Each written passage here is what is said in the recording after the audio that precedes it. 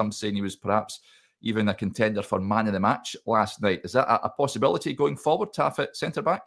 Well, this is one of my little pet projects that I've been talking about for a number of years, Derek. I've always liked the idea of Tav becoming a Kyle Walker-style right centre-back in a 3, because he's not as quick as he once was, but for a centre-back, he still shifts.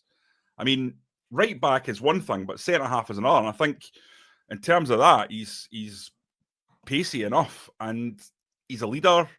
I know people sometimes have a pop at that part of him, but you saw that right at the final whistle, he was straight over into Inciala to put his arm around him, to have a word with him.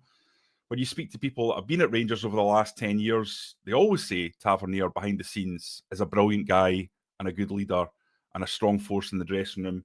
I think he's been let down by the people around him. I think that'll be the legacy of Tav when people look back, when they're away from the emotions of what he's been through and the lack of trophies that he's won, which, you can't argue with.